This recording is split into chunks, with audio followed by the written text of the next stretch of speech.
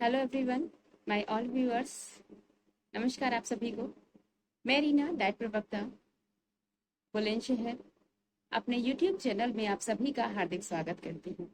आज हम बात करेंगे, जैसे कि आप सब जानते हैं कि आज 1 सितंबर है और 1 सितंबर बहुत ही स्पेशल होता है हमारे लिए, क्योंकि आज के दिन से लेकर के 7 सितंबर तक हम नेशनल न्यूट्रिशन वीक के रूप में मनाते हैं।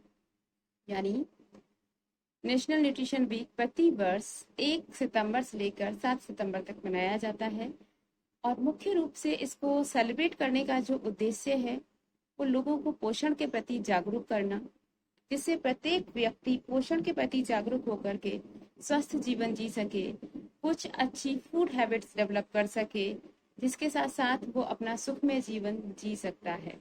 क्योंकि कहा भी जाता है हेल्थ इज वेल्थ, यानी स्वास्थ्य ही धन है। इसके साथ साथ आपने एक कहावत और सुनी होगी कि पहला सुख निरोगी काया। तो इस निरोगी काया को बनाने के लिए हम लोगों को थोड़ा सा जागरूक होना पड़ेगा, थोड़े से एफर्ट्स करने पड़ेंगे और उसी के लिए ये पूरे वर्ष में 1 सितंबर से लेकर 7 सितंबर तक राष्ट्रीय पोषण सप्ताह के रूप में मनाया जाता है। National nutrition week, a 7-day long event, is organized by the Ministry of Women and Child Development. इसको मनाया जाता है। इसके साथ ही a healthy and balanced diet must contain nutrients like carbohydrates, protein, fat, vitamins, minerals, water. यानी अगर हम healthy lifestyle की बात करें या बैलेंस डाइट की बात करें तो उसमें हमें कुछ पोषक तत्व की आवश्यकता होती है और ये सभी पोषक तत्व हमारे भोजन को बैलेंस डाइट बनाते हैं। जैसे आप सब जानते होंगे, कार्बोहाइड्रेट, प्रोटीन, वसा, विटामिन, खनिज लवण और जल, इन सभी से मिलकर के हम बैलेंस डाइट प्लान करते हैं, हम मील प्लानिंग करते हैं। इन सब की बहुत ज़्यादा आवश्यकता है। यदि आप डाइट के बारे में बात कर रहे हैं या आप न्यूट्रिशन के विषय में जानना चाहते हैं तो पहले हमें अपने पोषक तत्वों के विषय में जानना होगा।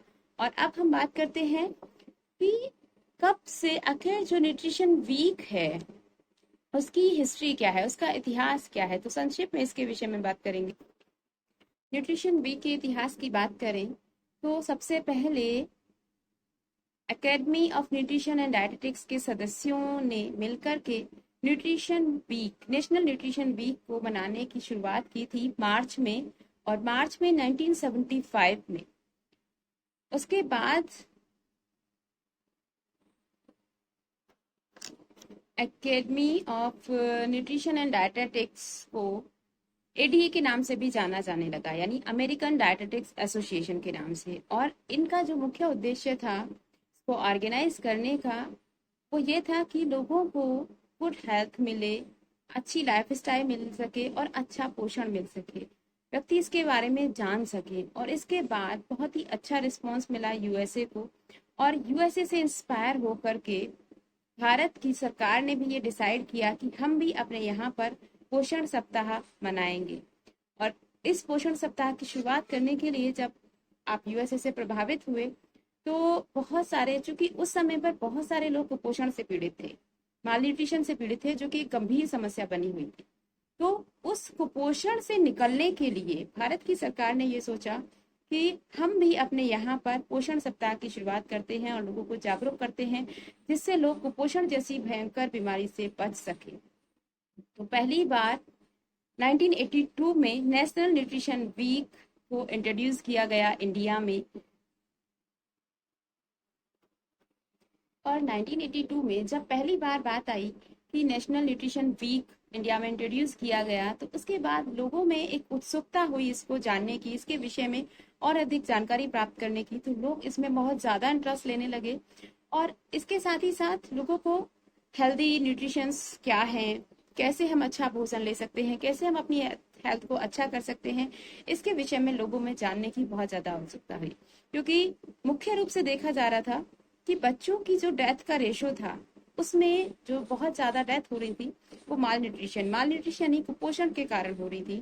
तो जो लोग कुपोषण से पीड़ित थे, जो बच्चे कुपोषण से पीड़ित थे, बहुत सारी डिजीज से पीड़ित हो रहे थे, उनको जागरूक करने के लिए ये एक प्रोग्राम, ये एक अभियान भी चलाया गया। इसमें बहुत सारे कॉम्पिटिशन्स कराए गए, गवर्नमेंट के द्वारा बहुत सारे प्रोग्राम्स चलाए गए, विभिन्न कार्यक्रम चलाए गए, बहुत सारी स्कीम्स निकाली गई, जिससे कि जो माल न्यूट्रिशन है, कुपोषण है, उसके बारे में लोगों को जागरूक किया जा सके और कुपोषण से कैसे बचाव किया जा सके, इसके विषय में भी लोगों को जागरूक किया गया। और दिन प्रतिदिन यदि हम अपने हेल्थ को अच्छा करना चाहते हैं तो उसके लिए सबसे ज्यादा आवश्यक है कि हम अपने भोजन में, हम अपनी प्रतिदिन की डाइट में अच्छे पोषण का समावेश करें, यानी गुड न्यूट्रिशन का समावेश करें। और इसके लिए हम किसी भी न्यूट्रिशनिस्ट की हेल्प ले सकते हैं, उनसे एडवाइस ले सकते हैं, जिससे हम अपनी डाइट को एक हेल्दी डाइट बना सकें।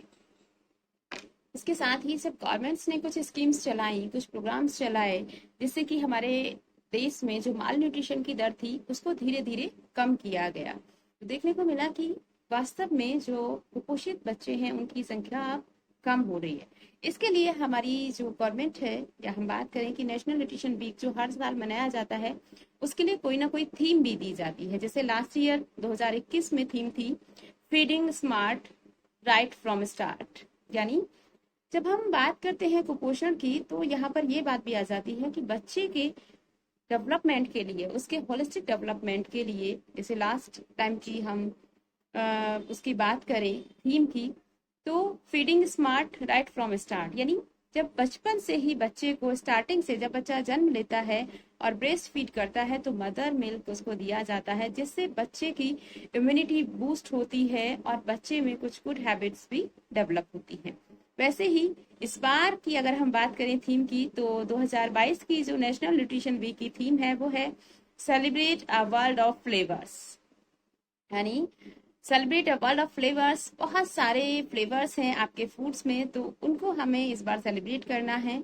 और इसका जो मुख्य उद्देश्य है सबसे ज्यादा वो यही है कि हमारे जितने भी ग्रामवासी हैं या जो न्यूट्रिशन के विषय में नहीं जानते हैं, उनको हमें जागरूक करना है। तो हम सभी लोग ये प्रण लें कि हम प्रत्येक व्यक्ति दूसरे व्यक्ति को न्यूट्रिशन के विषय में बात करें। हम बहुत सारी बातें करते हैं, बैठ करके बहुत सारी गप्पे मारते हैं, तो कभी बैठ करके अपनी हेल्थ के बारे में भी डिस्कस करें। आपको डॉक्टर के पास जाने की जरूरत नहीं है यदि आप अपने स्वास्थ्य का ध्यान अपनी किचन में रख सकते हैं। हरी सब्जियां खाइए, सीजनल फल खाइए, ताजी और हरी पत्तेदार सब्जियां लीजिए, साबुत अनाज खाइए, रेशेदार फल खाइए। इसके साथ साथ जैसे जैसे हमारी एज बढ़ती है या जो छोटा बच्चा है उसको बहुत ज्यादा प्रोटीन और कैल्शियम की आवश्यकता होती है, क्योंकि जब बच्चे का विकास हो रहा है तो हमारी बॉडी को निर्माणक तत्व की आवश्यकता होती है, उसमें सबसे ज्यादा प्रोटीन और कैल्शियम। इसके साथ ही साथ जैसे ही 35 के बाद हम बड़े होते हैं और 35 की एज के बाद भी बहुत सारी हमारी जो बोन डेंसिटी है वो कम होने लगती है, हमें एक्स्ट्रा कैल्शियम की आवश्यकता होती है। तो जरूरी नहीं कि हम टैबलेट्स ही खाएं, वहां पर हम मखाने खा सकते हैं जो आपको बहुत आसानी से घर में मिलेंगे। किसी भी शॉप से आप ला करके घर में रखिए, उनको भून कर खाइए, बहुत हेल्दी सोर्स है। हम पनीर ले सकते हैं, दही ले सकते हैं, लेकिन ये सब चीजें हमको थोड़ा सा एक्स्ट्रा लेनी पड़ेंगी। हमें अपने हेल्दी लाइफ जीनी है तो उसके लिए हमें अपनी रसोई पर, अपनी सब्जियों पर, अपने फलों पर ध्यान देना होगा और हम एक बहुत अच्छी हेल्दी लाइफ जी सकते हैं। हम अपनी इम्यूनिटी को बूस्ट कर सकते हैं, जिससे हम विभिन्न बीमारियों से बच सकते हैं। यहाँ पर एक चीज और कहना चाहूंगी, eat healthy and stay healthy. यदि आप हेल्दी खाते हैं तो आप लंबे समय तक स्वस्थ रहेंगे। ठीक है, दो चीजें बहुत महत्वपूर्ण हो जाती है यहाँ पर। Choose to eat healthy foods, spend time to plan your meals, यानी आपको जो खाना है, भोजन खाना है, जिस भोजन की हम बात कर रहे हैं वो हेल्दी फूड चूज करिए। आजकल हम जंक फूड की तरफ बहुत ज्यादा जा रहे हैं, तो जंक फूड की तरफ ना जा करके हम हेल्दी फूड की तरफ बात करें और अपना जो टाइम है उसको अपने लिए प्लान, हमें क्या खाना है क्या नहीं खाना है, उसमें टाइम को स्पेंड करें। दूसरा, choose a healthy method of cooking. ये भी बहुत आवश्यक है। यदि हम कुकिंग मेथड्स पर ध्यान देते हैं तो हमारा जो भोजन है, हमारे जो न्यूट्रिशंस हैं वो हमें भरपूर मिल सकेंगे। कई बार हम डीप फ्राई भोजन को प्रेफर करते हैं, समोसे, पकौड़ी, पूड़ियाँ, तला भुना जितना भी होता है हमें बहुत मजेदार लगता है, बच्चों को बहुत यमी लगता है, लेकिन हमें उसके डीमेरिट्स को भी समझना है। तो इन सब चीजों को ध्यान में रख करके हमें अपने आप को जागरूक करना है और अपने आसपास के लोगों को जागरूक करना है और अपने बच्चों को हेल्दी फूड देना। एक और बात यहाँ पर आती है, eat right and healthy. Healthy means eating the right food in the right amount, यानी हम अच्छा भोजन खाएं, हेल्दी भोजन खाएं और एक अच्छे अमाउंट में खाएं। कई बार ऐसा हम करते हैं कि हमें अगर कोई